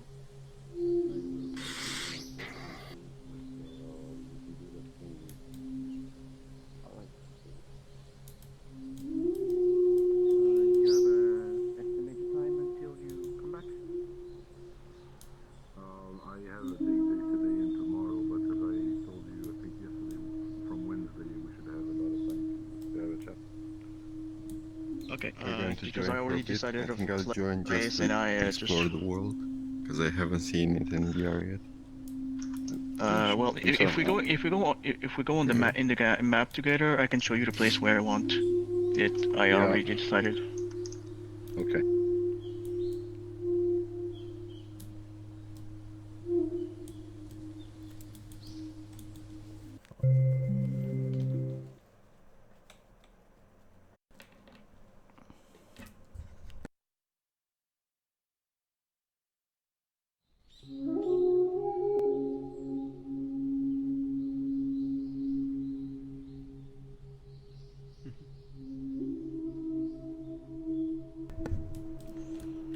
I think pretty much everybody knows where that is by now. I'm just gonna head over there. Yeah, I think so. They will follow Oh. the rest of us, I think. Right. Carl wasn't here this My time. back really hurts. Oh. Yeah, from meditation or something else? Yeah. I was sitting on a cushion with my leg beneath the cushion, and I'm trying to make my back straight, but it was hard. Well, Because you need to let loose of all. You need to relax everything. I didn't have any pain, but my toe disappeared. Like, I was trying to get my feet on the ground, and I suddenly noticed, why am I not feeling the ground anymore? What's going on? But my feet was touching the ground, and I was like, okay, I guess sat too long on my feet. Fun experience Yeah. though, not feeling your feet anymore. It's like, huh? You had your first levitation experience. Yeah. I felt it again 10 minutes afterwards. It was first hooray, and then I was like, oh no, this doesn't feel pleasant. Oh, Your what first happened there? experience of nothingness. Yeah. What happened there? I mean, is it me or is it a bit dark? I I don't think know. it's darker than usual. Yeah. First I thought it It was is. my screen brightness, but I don't know. Carl made updates recently. Maybe he changed something here. Well, let's see if that's a It's relaxing indeed experience. a bit darker. Oh wow. Yeah, because you see, I think that would be the normal lighting. Now it looks neon. So Yeah, probably it's a baking problem. baking. Okay. What's the whole thing about baking? I often think about cakes when you guys talk about baking. Yeah. So, do you have time? Do you have time after this for me to show you the place where I want it? Is it what you sent me the screenshot for? Yep. I will show you exactly where it is, since it can be a little I know confusing. where it is, and it's on the other side, and that's off limits, unfortunately, because there's a plan for this entire area already. Oh, okay. It's because okay, well, we can. Okay. But if you want, you can go and have a browse and find another, but on the other side. I did look the entire map, and there is the buildings are a little too small. Not gonna lie. Oh, really? It's slightly larger. Well, it's because if there is people, I don't want it to be too small. Right. And, just sorry, Don. Sure. Caio, it's just about having a little chat. I have to go, unfortunately, but you know how that goes, right? We just kind of speak about our week and our practice and everything. Sure. You wanna? All right.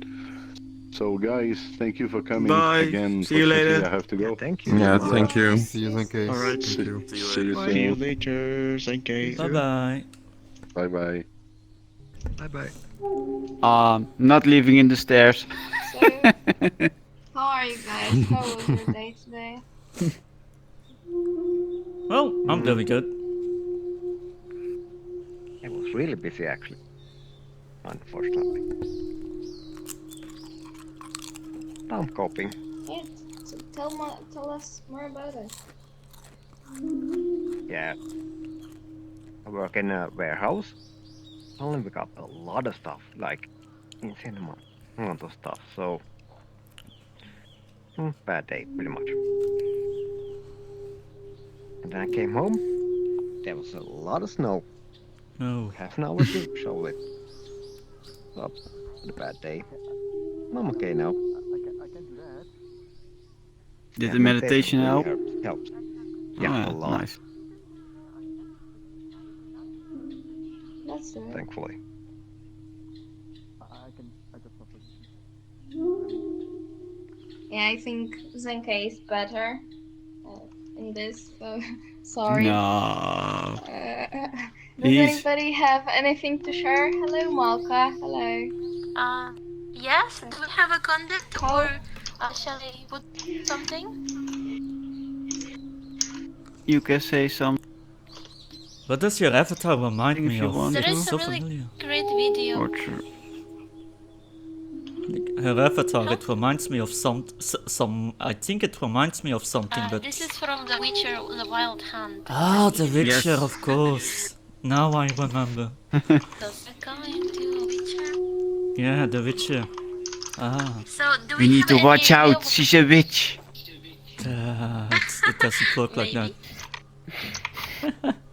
Well, actually, she is a witch, I think. Yennefer from Witcher, yes. Me, not really. So do we guys, we wanna see some educational movie, or what do you think? Who was supposed to share the content if you think about it? I have no idea. I'm sorry. I have Do you one want video to watch in mind, some? but I think I'm not the master, so I can't play it. I will Everyone can send, enter video, I guess. Mar, You need to click on the block. Only you can, Mar. Oh, watch? I am. Am I the? Oh yeah, anyone. So. Oh. I can unlock it. if someone can wants go to my PC. put something on the screen, let's maybe chat on Discord. Send a link on Discord. I suggest we will benefit from teaching from Pema Chodron. She's a Buddhist monk, so she's a woman, and she talk about compassion and mindfulness. So, what do you guys think about this one? Why are your hands so red? I don't know. You work so hard Sure. today. Yeah. Hard Not worker, that light yes. in here, actually. Yeah, Usually okay. kind of yellow, so. So, shall I go to Discord and put a link from Pema Chodron, or somebody have a more interesting idea? No, that's a good idea. I think it's Okay. good idea. Okay, so I will send it right now to the Discord, to the link. So, let's wait a sec.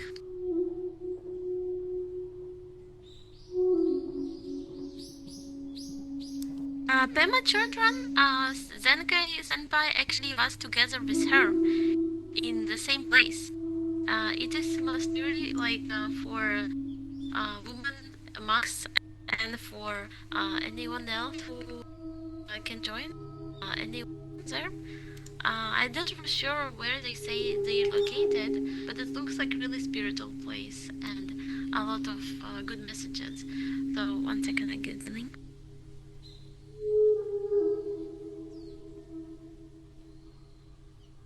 I'm gonna leave now. Nice to meet Okay. all of you guys. Okay. I'll see you Bye. later. Go see Yeah, I'm some also friends. leaving. See you, everyone. Also See you later. Next Monday. Bye. Bye. Oh, there's a giant Bye. fish. Bye. Bye. Hello, giant fish.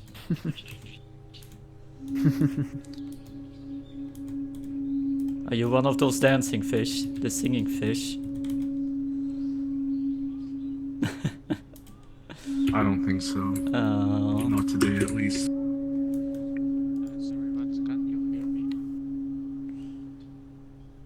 Madam, I send it in general right now, Pema Children, in general of the Shoshin, Pema Children link from YouTube. Yeah, You just I need to can hear. copy Hello. and then press Yes. copy paste, and then press enter one time. Are you on PC or Pema your Children, why I became a Buddhist.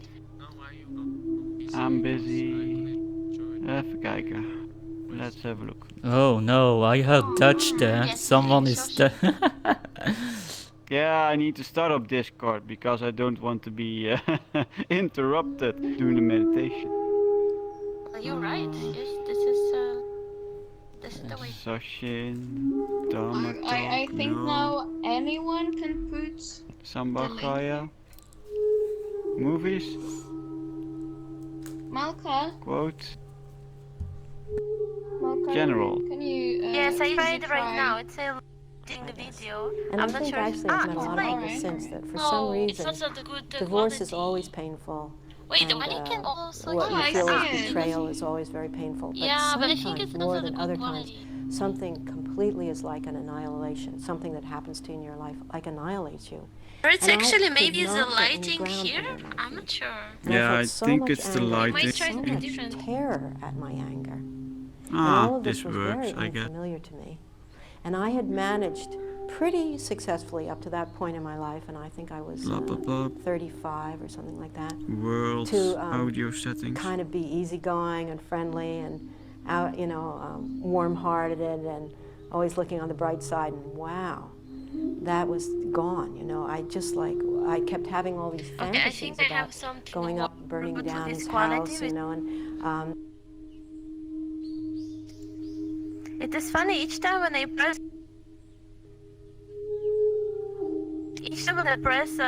copy paste, it's always beating my who mark.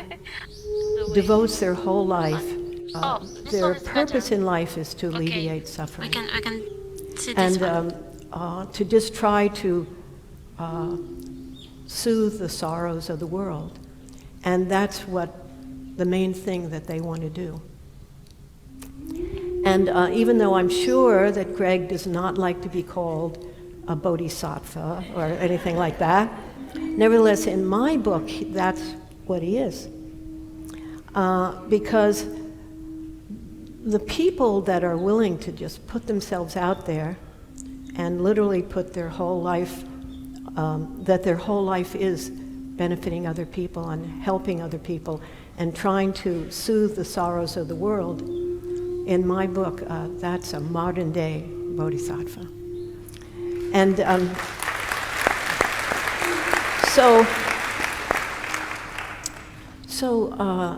it's said that the bodhisattva has a lot of compassion and tries to alleviate suffering. And alleviate suffering at the outer level, and that means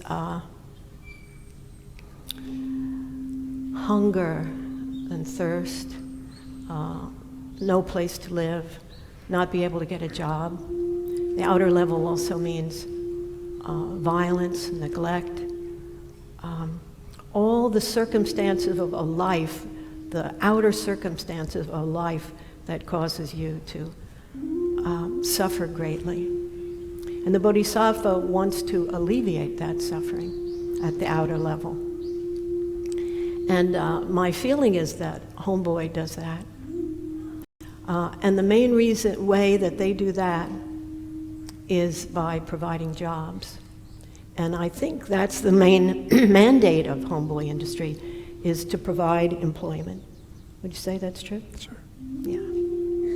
So the motive is, I have to keep checking with him because, I could be getting it wrong.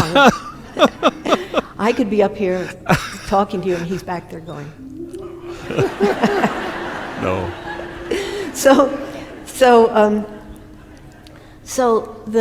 One of the mottos is jobs, not jail, or nothing stops a bullet like a job. And so if you can provide employment, and hopefully it will come out more tonight about how that's actually done and things like that. But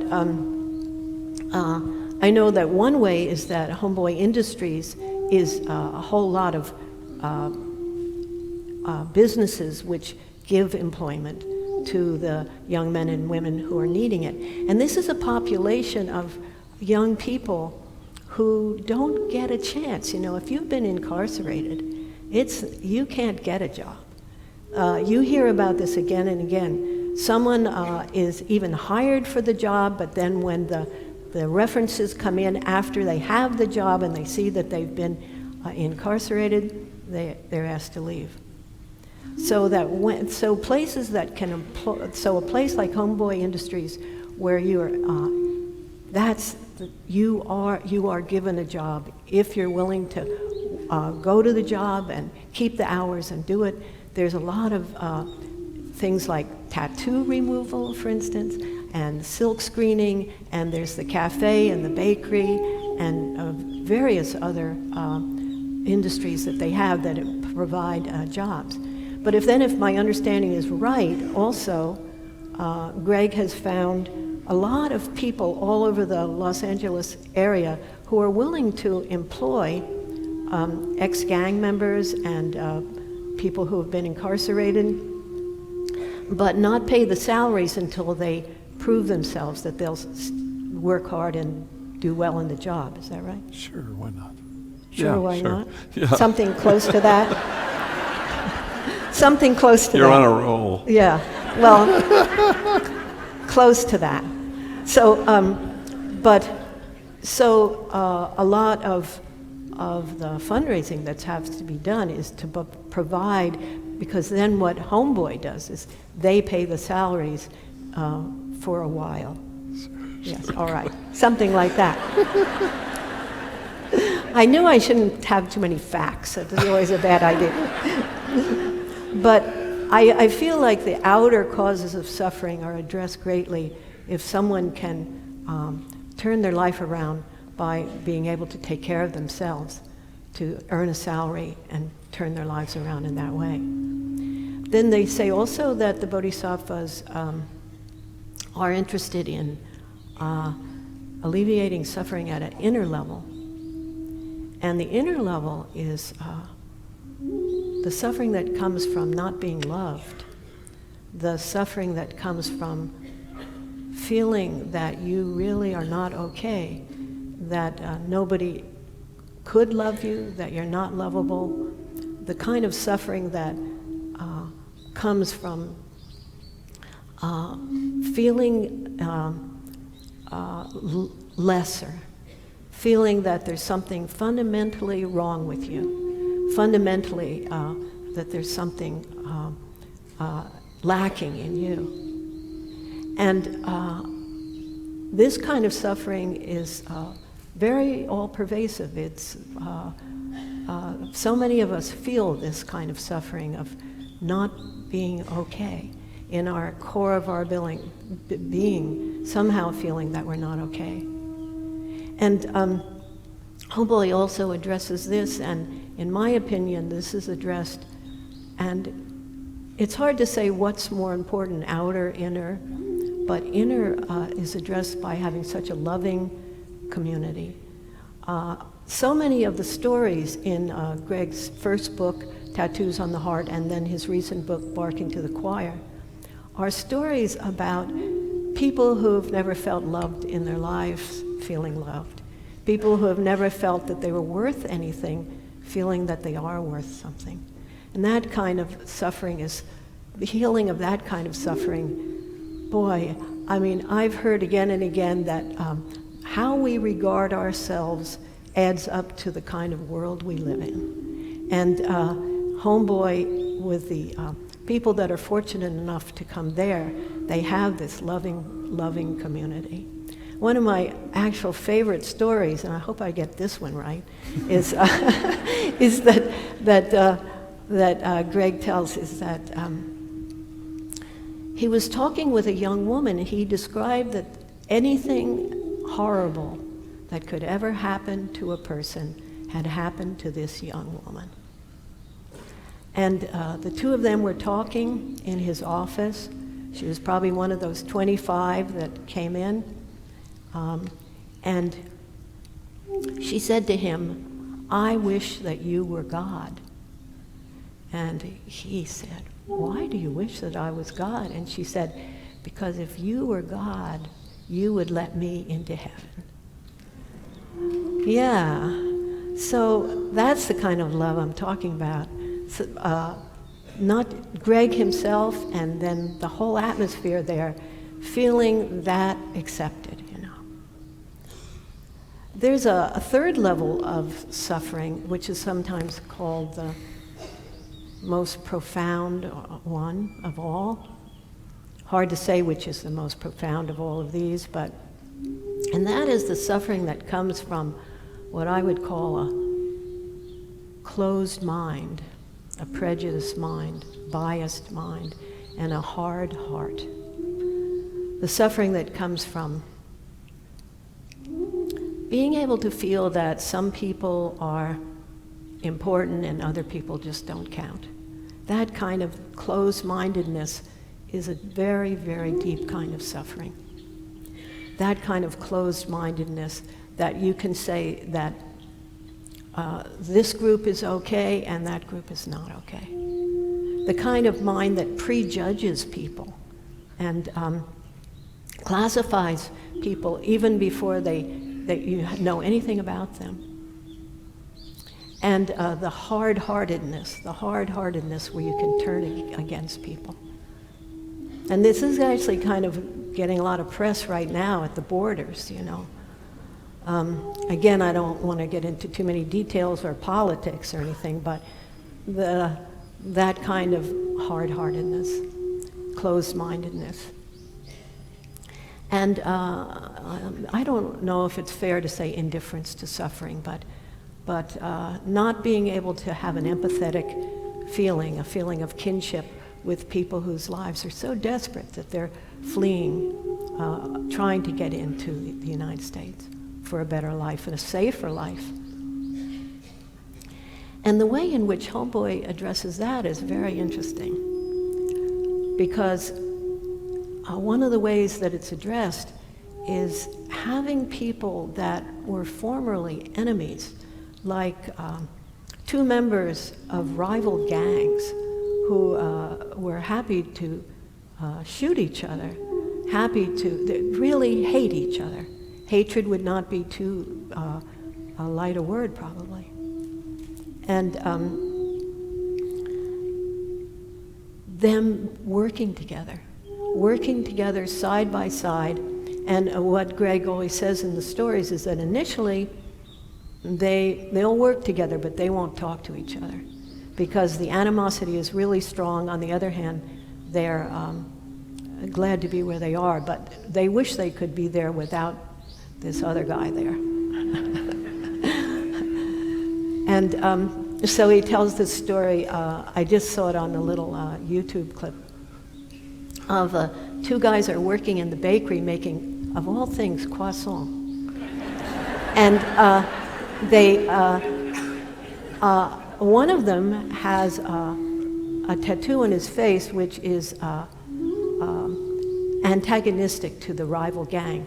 So that means antagonistic to his co-worker. And so they're working there together, and they never talk, but they're working side by side. And it goes on for quite a while of them just working together, not talking. And then one day, the guy with the tattoo comes in and just says to the other guy, I got this removed, or I'm getting this removed. And that was, you know, they still hadn't talked or anything, but something had shifted in their hearts. So if you can create situations where something shifts in a hard heart, where something softens up in a hard heart, or something opens up in a closed mind, that's not easy to do. That is not easy to do. If a lot of people knew how to do that, can you imagine what this world would be like? What a great place it would be. That would be peace on earth, you know. So it's done by having people who were formerly enemies working side by side, and when you get to know each other, that begins to cut through the closed-mindedness and the hard-heartedness. So I'm very, very impressed with bodhisattva activity of Gregory Boyle. And I am very, and you notice I and Progress. I am very impressed with the bodhisattva activity of Homeboy Industries. A whole group of, a whole community of people who are committed to alleviating suffering and the causes of suffering, the outer causes, the inner causes of lack of being loved or cared for, and these most profound causes of a closed mind and a hard heart.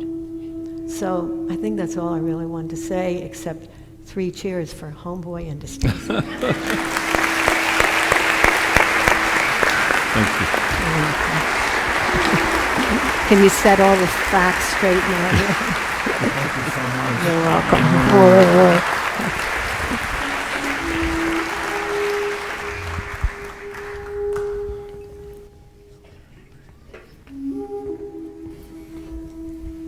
Good evening. My name is Guadalupe Garnica. I first heard G, or Father Greg, on the radio. I was 17 and locked up in the youth authority. It wasn't until I was 21, I literally ran into Homeboy. I had crazy hair, out of breath, 1 shoe on, and a bit out of control. Maybe more than a bit. I spent more than 6 years in prison, and at Homeboy Industries, I realized that there's a lot of us in the same boat, and we're just trying to stay afloat. G constantly holds us and roots for us, no matter what. He is the father many of us never had. There's no place like Homeboy. I don't know where I would be without it. Now, I get to introduce the man who started this place, the person whose no matter whatness really matters. I am proud to be part of this movement of radical kinship, where we belong to each other, and we keep together the boat afloat. I am proud to welcome here tonight, G, Father Greg Boyle. Sure. I love you more. I'm ready.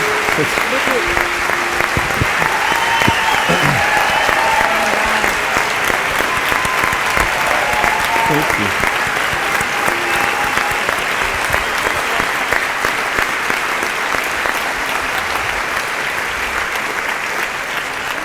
Thank you very much. Thank you, Lupe. She didn't mention that she was actually being chased by the police. I remember that distinctly. Hence the 1 shoe. Anipema, thank you for your friendship above everything, and thank you for your generosity in having this idea to have you all here, who I can't see even a single one. Thank you, Jose and Lamai and Lupe. The day won't ever come when I have more courage, or I am more noble, or I'm closer to God than the 3 of you.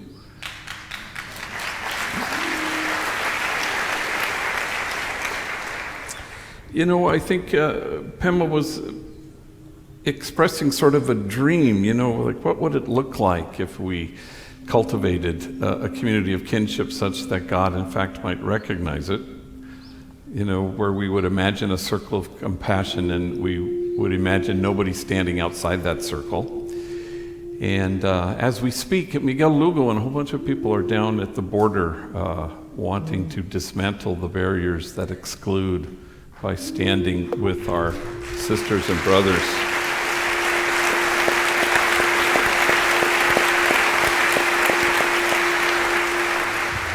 And it's about standing, it's about going out to the margins, because that's how the margins get erased, and you stand with the poor and the powerless and the voiceless, and you stand with the easily despised and the readily left out, and you stand with the demonized so that the demonizing will stop, because demonizing is always untruth. And you stand with the disposable so that the day will come when we stop throwing people away.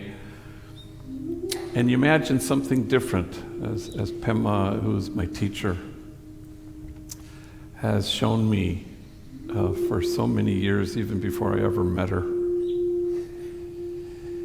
And so you go to the margins and you just hope against hope, and you look under your feet and the margins get erased because we're connected. And people will accuse Miguel Lugo, who was the head of our security and a homie who was locked up for 21 years and half of those years in solitary confinement. And he says, I'm going to go down there and I'm going to fast. And people will accuse you of wasting your time when you go to the margins.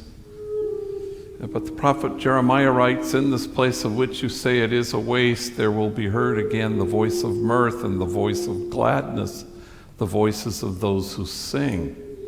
So you're here tonight, I think, and thank you for supporting Homeboy Industries, and thank you for loving Pema. Yeah,